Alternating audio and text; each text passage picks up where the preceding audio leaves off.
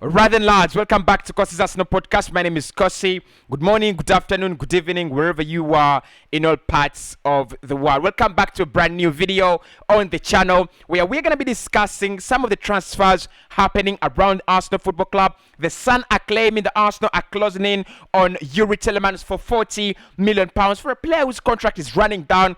I think we are being robbed there. Raheem Sterling is wanted by Mikel Arteta at the Emirates Stadium in the summer. If you're Raheem Sterling, do you walk on? Do you stay at Manchester City? We are going to be discussing all that. Moussa Diaby, 16 goals, 13 assists. Arsenal have made him their prime target. They have made him their priority up front, and they want to get that deal done. 75 million euros is what we are going to be talking in this video. And of course, Arsenal are also releasing their new kit very soon, and Adidas for the first time. Look at this, lads. Look at this, and you're gonna see the kit that Adidas have actually made for us. It is shit, but we're gonna be discussing that and more. And of course, the possibility of Arsenal finishing in the top 3 in the Premier League is very, very open and very, very alive. So in the quiz today, I've asked you an easy question.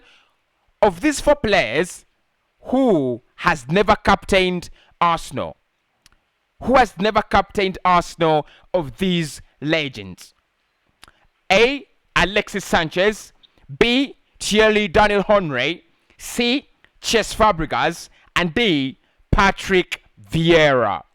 Now the question, this question is, who has never been Arsenal captain? I'm not talking about, captaining Arsenal through a game. That is not what we're talking about. What you're talking about. I'm talking about being appointed or voted as full-time captain for the club. Who of those 4 did not make it? I would love to see how much you know about the captains. I'm gonna be testing your knowledge around Arsenal on a daily basis. So let us know who has never captained Arsenal of those 4 players: Alexis Sanchez, Thierry Daniel Henry, Patrick Vieira, or Cesc Fabregas. Right, to start off with the stories, let's start off with the Sun and their story around Yuri Tilemans. Now, the Sun are one of those publications that are not 100% trusted. I don't think they command a lot of respect in the football fan base, but they do also have some good journalists that do break stories on a couple of occasions, and I really select a lot. I really sieve a lot when I'm going to pick a story from the Sun. In most cases, I either try to wait and see if another publication has published it, or at times they just leave the story. But this is what they have written this today. They're saying the Arsenal are closing in on a £40 million deal for Leicester star Yuri Tilemans, but Real Madrid would be waiting to pounce on the Belgian midfielder should the Gunners fail to qualify for the UEFA Champions League. That is the story from the boys at the Sun. The Arsenal are closing in on a £40 million deal for Leicester star Yuri Tilemans, but Real Madrid would be willing to pounce on the Belgian should Arsenal fail to qualify for the UEFA Champions League. Now, the reason as to why I chose to do this story, despite the fact that it's coming from the Sun, Yuri Tilemans has been already highlighted by the Athletic and David Ornstein and more credible journalists like Fabrizio Romano. He's been highlighted as a key priority, as a key target to Arsenal. Arsenal will try to get the player in the summer. Of course, we have had stories from the Athletic that we have already held talks with the representatives of Yuri Tilemans. The player wants Champions League football, and that is a non-negotiable for him. Wherever he's gonna go, whichever club he's gonna join, he wants a club that that's going to be playing in the UEFA Champions League. But listen, lads, 40 million for Yuri Tilemans is a steal, right? It's an absolute steal. But again, 40 millions for Yuri Tilemans, for a player whose contract is running down, for a player whose contract is left with 1 year. I think we are being robbed. I feel we are being robbed. I mean, join me in the comments. Let's discuss this. My thoughts here are, Tilemans is is a world class player, or at least he's got the potential to become world class. But I do not see at any point in time Arsenal in any way becoming this kind of stupid bank for Leicester.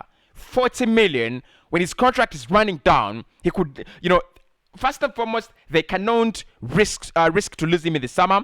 He has not had a very, very great season. To say that they're going to ask for 40 because he had a very, very good season. His season has been, actually one of mixed performances. A good start to the season, and then an awful ending. So, in my opinion, Arsenal we just need to pay not more than 30 million euros. 25 million should do the deal. Honestly, 25 million should do the deal. Of course, we know how strong Leicester City are in terms of negotiation. They've sold Harry Maguire to Manchester United for 80 million. They've sold, a couple of players to, I think to Chelsea. They sold Ben Chilwell to Chelsea, 50 million. So their bargaining tongue is that, tricky. They can tell you, they can convince you to buy a player at an astronomical fee. But for me, 40 million for Yuri Telemans, it's astronomical. Don't get me wrong, I've always backed him and I've always wanted him. I still feel like if he comes into Arsenal, he gives us something absolutely new. It just adds a different kind of dimension to our midfield. I'll definitely 100%, 99.99.9 taking my Arsenal 100%. But the truth is, lads, we need to go slowly on that. Right? We need to go slowly on that. But that's a story from The Sun. They're saying the Arsenal are closing in on the lad. Right? And then there is also this player that I want us to talk about, and that is Fabian Ruiz. Right? So this is quite a different one.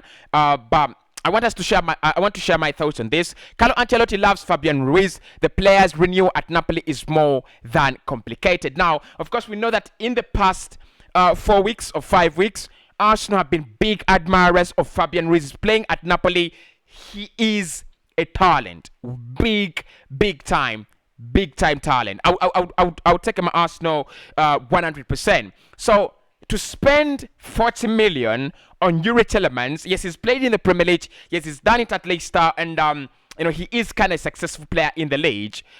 I would spend over 45 million, over 50 million, and go and get Fabian Ruiz. His class, he's had a very, very good season with Napoli. He almost led them into that title charge, but of course Napoli lost, I think, 3 games on a bounce, and they lost it with they lost the rest between them and AC Milan and Inter Milan. But nevertheless, if Arsenal are looking at quality central midfielders, if Yuri Telemans is not going to come cheap, it's okay. We can go for this guy. Fabian Ruiz is a serious midfielder. So definitely, lads, I'm telling you, if Arsenal do not get the opportunity to land Tilemans, I'm not one person who's gonna be mourning. I'm not going to be crying.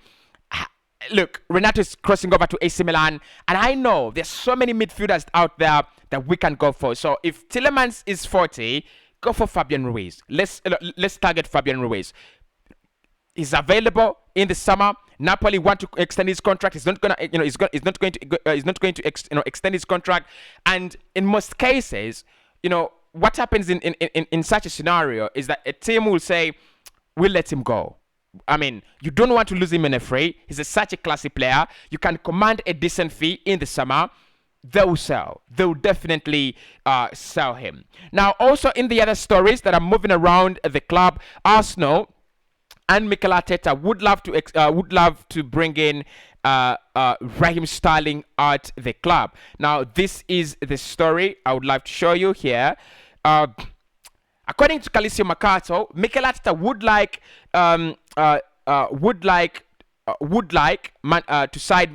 to sign Manchester City star Raheem Sterling to Arsenal this summer. Raheem Sterling back in the news, right? Raheem Sterling back in the news. And I think this is not the first time we've been linked with Raheem Sterling. It's around probably the 10th time in January. We're linked with them in this, I think in the last summer, we were also linked with Raheem Sterling. You know, my thoughts on Sterling, good player, very, very good player. I think, you know, the player he was at Liverpool and the player he is now, these are two very, very different players. And he's one player that can come in at Arsenal and give us so many things than people expect. The experience, played in the league, he's a winner, and so many other things. The maturity to that he adds to this young project, he would bring in a lot. He would actually add a lot to this, young Arsenal project. But the question is, if I'm Raheem Sterling, do I leave City or do I stay? I think that the answer there depends on the game time that can be guaranteed by Pep Guardiola. If he can guarantee him game time next season, I think Raheem Sterling should stay. But if they cannot guarantee him game time, just like Gabriel Jesus was saying that many players want to leave Man City because of game time. They want game time. They want to be out there. They want to show what they can do to the world. So if it's an issue of game time and us to make it to the UEFA Champions League, I don't think there's so many other clubs that are really going to sign Raheem Sterling. So I would back Arsenal to go for Raheem Sterling 100%. Probably 40 to 50 million, maybe 60 million. We're looking for such a player who can play on that forward line and give you like 15 goals in a campaign. I think Raheem Sterling can. If players like Raheem Sterling, players like Gabriel Jesus, all they're lacking is a consistent run of games. They're lacking a position of their own. They're lacking that consistent presence in the team at City. Because with Pep, you play on the left today, tomorrow you play on the right, and then the next game you're replaced by Bernardo Silva or Riyad Mahrez. What they want is they want a team that's really going to treat them as the kings they feel they are. Very, very good for footballers. So I'll take Gabriel Jesus. I'll take Raheem Sterling as well. Now, also Arsenal are releasing their third kit, and I would love to show you the kit if I have it. All right, only if I have it, because I think I've looked at it, and I retweeted the kit. We are set to release our official home kit, which will be used in the last game of the season. Oh God, I think I didn't retweet that. I didn't retweet that. I can't believe I didn't retweet that. I can't believe in the world I did not retweet the tweet about the kit. I didn't. I didn't. Interesting. I thought I had. But so our official home kits is gonna be dropping very soon. I didn't retweet, so I can't show you.